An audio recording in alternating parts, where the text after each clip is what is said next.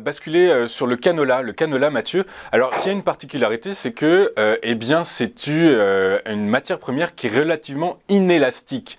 Ce qui signifie qu'un changement dans l'offre peut entraîner une énorme variation des prix. Or, on parle de la sécheresse au Canada qui a eu lieu ces derniers temps, qui a impacté évidemment le niveau de production. La neige aussi actuellement qui pourrait finalement tirer vers le bas les volumes de semences qui permettront une récolte le printemps prochain. Est-ce que ça se voit dans les cours? Est-ce que le cours est tiré vers le haut?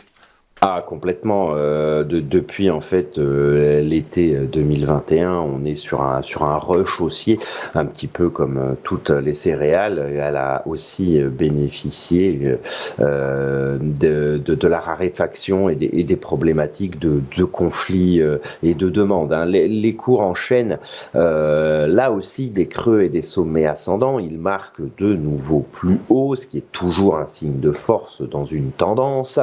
Ils ont franchi 1056, c'était le précédent sommet de la consolidation pendant 3 mois en début d'année, hein. Donc ils sont sortis par le haut, là aussi toujours en accélération. Alors on peut revenir sur 1056 à court terme afin de repartir de l'avant, hein, puisqu'on sait que dans une tendance haussière, généralement les précédents sommets deviennent résistants, génèrent des polarités, hein. C'est toujours un signe de force de la tendance.